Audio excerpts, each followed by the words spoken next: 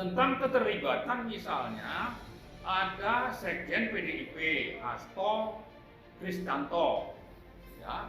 Kemudian ada juga tersebar info tentang keterlibatan Sakti Wahyu Trenggono, Menteri KKP.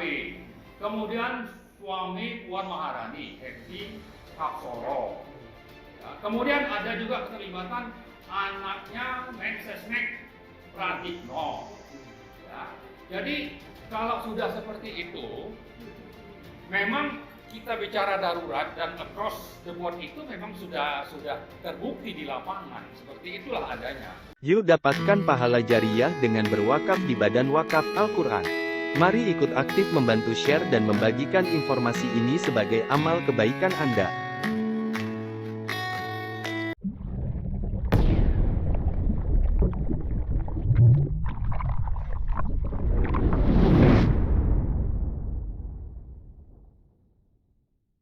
Jadi sedikit latar belakang ya, kita lihat judul Indonesia darurat korupsi.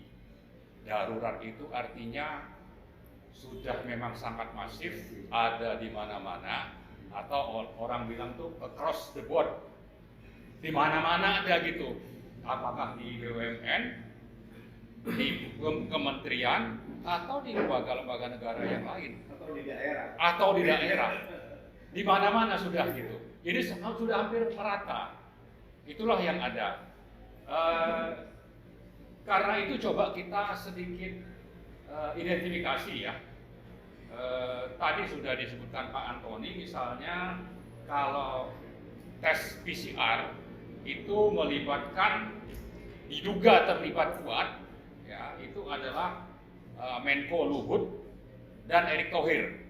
Tapi kan ini tidak dilanjutkan, dibungkam. Ada aktivis dulu yang memulai, tapi ternyata juga lumpuh, ya dilumpuhkan gitu. Saya ikut dengan Pak Antoni waktu itu untuk mengadvokasi, tapi ternyata memang kalau sudah berhadapan sama Luhut itu teman-teman yang tadinya begitu garang jadi lunak gitu. Tapi intinya sebetulnya saya ingin mengatakan bahwa itu satu, bahwa korupsi di tengah kesulitan negara untuk mendapatkan uang, lalu rakyat yang menderita akibat COVID itu masih terjadi dan itu melibatkan menteri gitu, Menko, diduga ya. Ini masalah besar gitu. Yang kedua misalnya kita bicara soal kartu prakerja, ya. Di situ ada bicara penyelewengan konten. Konten sebetulnya sudah ratusan menyebar di internet, tapi itu akhirnya dibayar negara gitu lewat APBN. Lalu juga ada konflik of interest. Oleh siapa? Diduga menteri terlibat itu adalah Erlangga Hartarto. Cuma memang tidak berlanjut. BPK juga jadi lumpuh. DPR apalagi diam saja gitu. Nah itu yang kedua. Yang ketiga kita bicara misalnya di Jiwasraya. Korupsinya nilainya 16 triliun temuan BPK, tapi ternyata kalau dihitung dengan adanya bail-in ya, suntikan dana pemerintah itu menjadi 37,4 triliun. Ya, sampai-sampai Jiwasraya dibangkrutkan, tapi ada yang harus bertanggung jawab, namanya itu Heru Hidayat. Heru Hidayat ini memang sudah jadi tersangka dan terlibat korupsi juga di Asabri.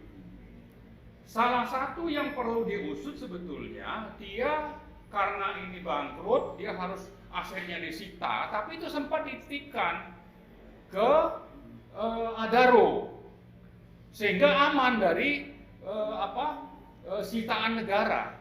Nah ini kalau memang niat, nilainya itu sekitar 7-9 triliun. Siapa namanya Heru Hidayat ini baru nih harus kita ungkap nih, kita kejar nih, karena negara harus ganti.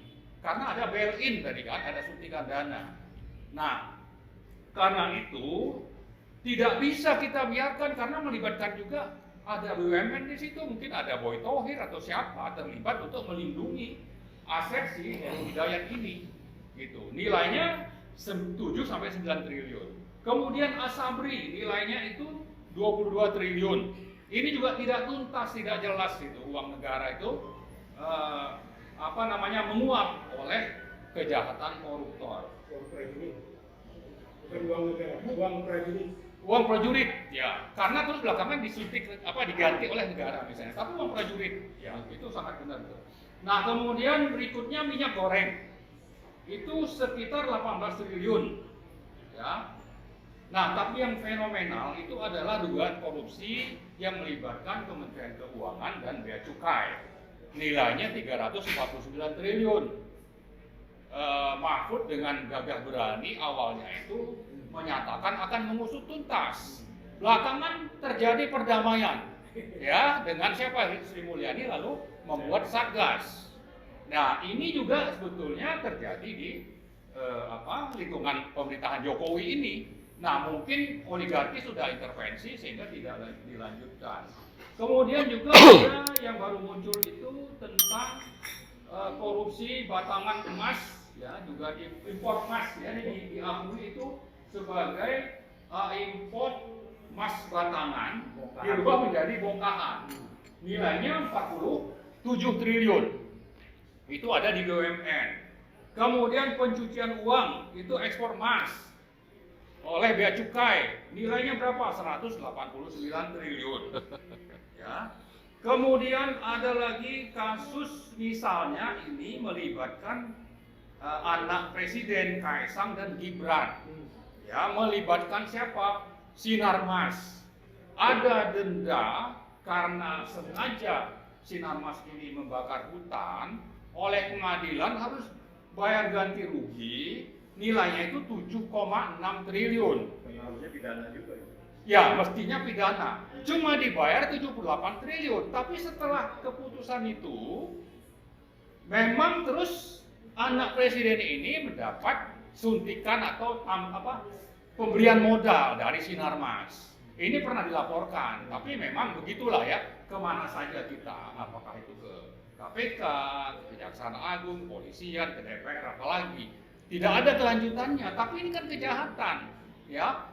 Gara-gara pembakaran hutan ini, negara dirugikan, lalu perlu ada pemulihan, nilainya 7,6 triliun, tapi bisa cuma diputuskan 78 miliar. Kenapa bisa begitu? Karena ada kejahatan intervensi dari penguasa. Jadi ada kolusi antara Sinarmas dengan penguasa yang melibatkan anak presiden, diduga ini ya. Tapi ini sudah terbuka juga. Nah, ini tidak berlanjut. Kemudian juga misalnya BUMN itu soal saham GoTo yang harus dibeli oleh Telkom. Saya kira Pak Antoni hafal itu, kerugiannya itu juga triliunan rupiah. Kemudian Waskita Karya ini masih fresh ini informasinya. Ada proyek fiktif nilainya sekitar 2,5 triliun. Lalu yang terakhir soal korupsi pembangunan BTS untuk daerah daerah 3T ya, terdepan, terluar, tertinggal, 3T. Sebetulnya memang ini bagian dari palaparing.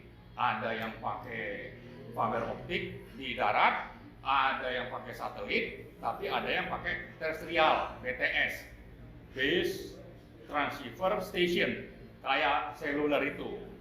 Nilainya untuk sampai sejak 2020 sampai 2025 itu konon disebutkan sekitar 32 triliun.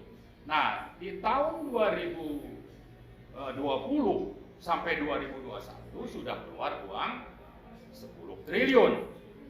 Ternyata barang yang di-deliver itu nilainya sebetulnya tidak sampai 2 triliun. Lalu Kejaksaan Agung menyatakan terjadi korupsi kira-kira 8,3 triliun. Nah, ini semuanya bukan miliar ya. Mohon dicatat, ini kita bicara soal triliun, ini bukan angka kecil, dan sudah beredar di medsos ya tentang keterlibatan misalnya ada Sekjen PDIP Hasto Kristianto ya. Kemudian ada juga tersebar info tentang keterlibatan Sakti Wahyu Trenggono, Menteri KKP. Kemudian suami Puan Maharani, Happy Hapsoro. Ya, kemudian ada juga keterlibatan anaknya Mensesnek Pratikno. Ya, jadi kalau sudah seperti itu, memang kita bicara darurat dan across the board itu memang sudah terbukti di lapangan, seperti itulah adanya. Ya, nah jadi kalau disebutkan bahwa ini Mahfud coba memperlunak statement awalnya bahwa ini hanya kasus hukum bukan politik. Ya, bagi kita ini politiknya ada, hukumnya juga harus ditegakkan. Siapapun itu. Jadi kalau memang Johnny Plate terlibat, lalu tadi nama-nama yang disebut ini terlibat, kita mau ini diungkap, ya. Jangan sampai nanti ini jadi ada kompromi, ada deal, ada barter kasus, ya. Termasuk tadi sebetulnya Bu Siti Nurbaya sebagai Menteri KLH terkait kebakaran hutan di Riau yang melibatkan Sinarmas ini diungkap saja gitu.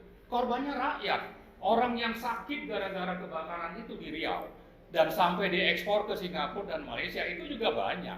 Itu kerugian material dan saya kira moral juga sangat besar. Karena itu ini tidak bisa didiamkan. Itulah sebabnya saya kira kita mau dengan menyebut kasus-kasus ini rakyat paham, lalu DPR bertindak, kemudian pemerintah juga mau melakukan koreksi, lalu juga pengusaha rakus itu berhenti. Kayak Sinarmas ini kan sudah kemana-mana, ya, seolah-olah ikut membuat kebijakan dan peraturan di Indonesia, padahal hanya pengusaha. Karena apa? Karena itulah pemerintahan oligarki. Jadi kita tidak bicara hanya bahwa ini urusan korupsi yang kaitannya dengan hukum, tapi juga ada kaitan dengan politik kekuasaan untuk melanggengkan kekuasaan itu sendiri, lalu memperlancar ke depan itu penerimaan keuntungan atau rente. Salah satu yang mungkin kita perlu catat misalnya, Waskita, ada proyek fiktif, tapi Waskita ini juga banyak sekali menerima penugasan membangun proyek-proyek dari pemerintah, tapi yang memang tidak mendesak. Di sisi lain ini perlu ada pencitraan. Kemudian di sisi lain juga ada kepentingan dari membangun itu ada markup. Jadi ada markup, ada pencitraan, korbannya BUMN. Maka negara BUMN lah yang harus menanggung akibatnya, termasuk APBN dan rakyat ikut menanggung.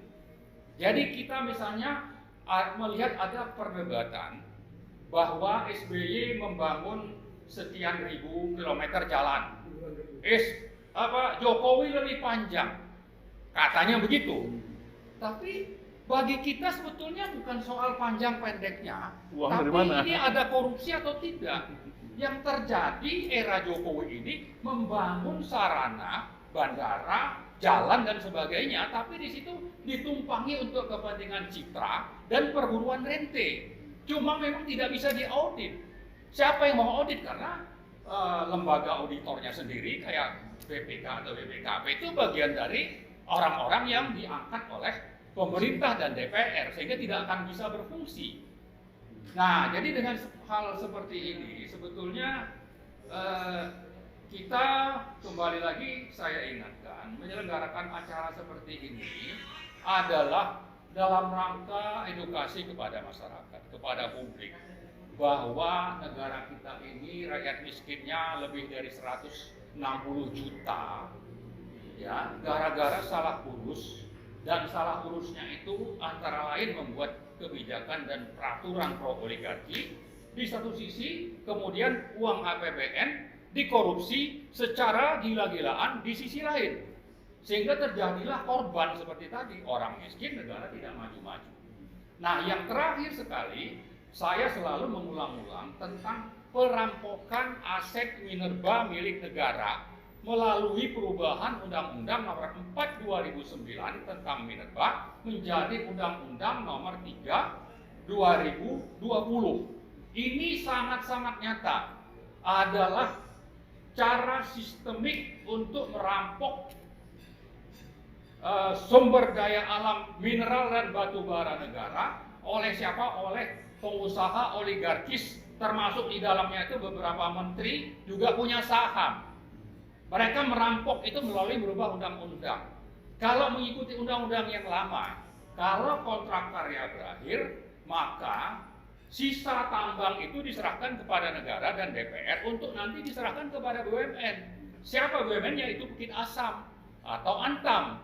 Tapi oleh mereka ini diperpanjang, kontraknya kan habis.